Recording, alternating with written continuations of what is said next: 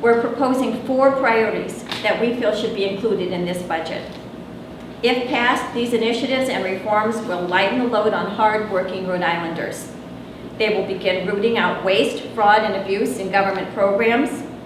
They will reduce the cost of repairing our schools so that every child has a safe, healthy, and supportive environment in which to learn.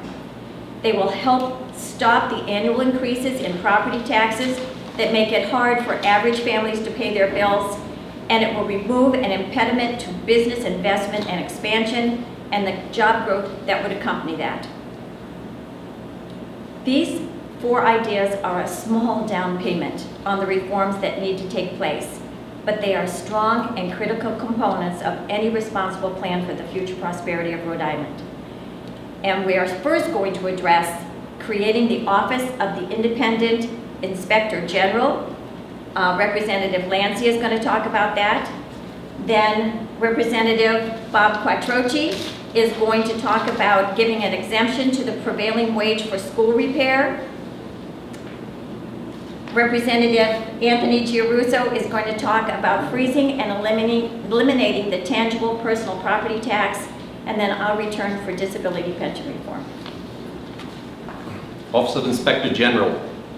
It's amazing how you look at one thing and then something else comes about.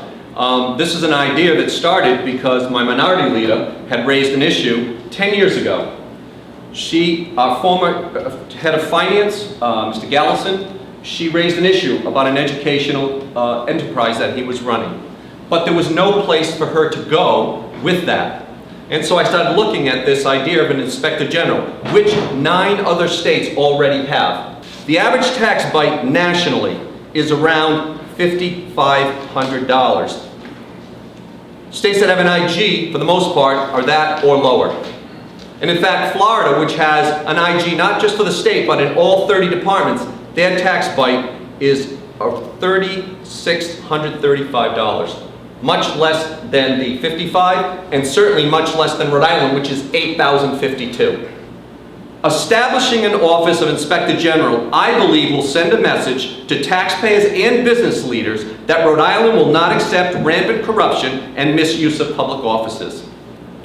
The plan that I'm talking about is one that calls for exempting all school districts across the state from having to pay prevailing wage rate on any new school construction or renovation projects.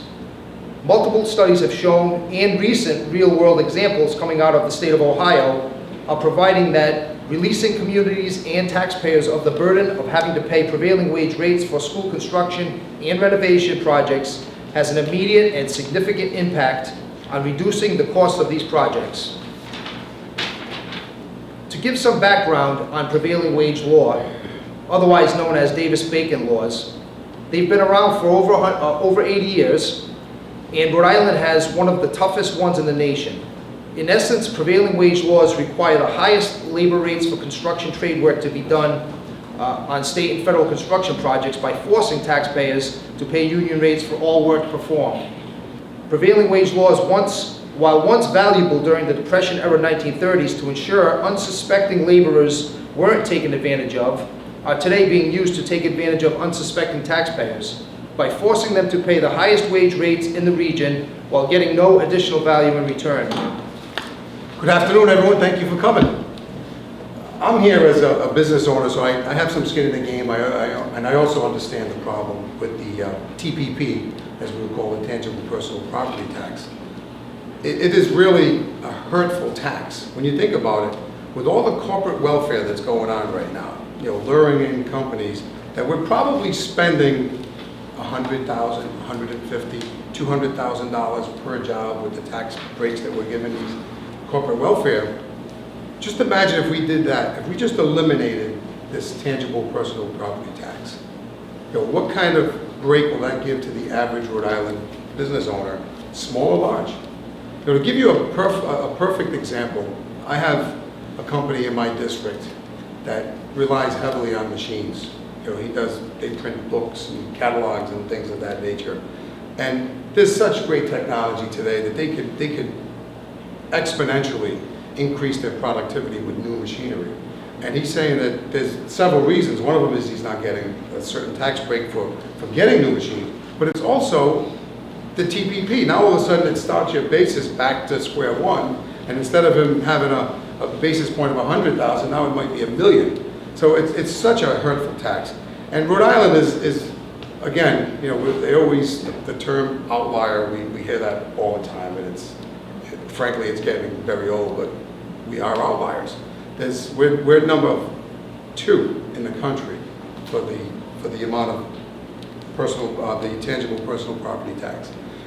So those are the things that could help businesses. So if you're in a business and you don't have to worry about this particular stone in your shoe, so to speak, then you can reinvest, and then you might even grow, and then eventually you'll hire more people. Disability pension fraud is one component of skyrocketing property taxes. When somebody unjustly takes a disability pension, they take that money earlier, they take more of it, and they get other benefits like college tuition and medical insurance. That causes more cost on taxpayers. And if those pension funds keep getting drained, the taxpayers, because of the annual required contribution, have to put more in. There are 19 pension funds, municipal pension funds, that are in critical status right now, which means that repairing them is very, very hard. One in my town of Coventry, is the police pension fund, is only 14% funded. It's almost impossible to salvage it. But if we allow people to get in there and abuse our generosity, they're actually draining it faster than the taxpayers can afford to fill it back up.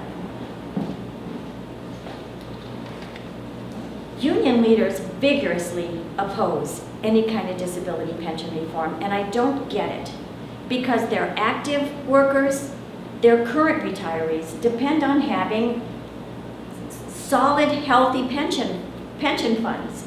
So it works against the best interests of everybody, taxpayers, active employees, and retirees alike, when we don't tackle this really significant problem. And all of your news stations, the paper, you've all done a great job of unveiling some of the really bad abuses that go on. We see them all the time.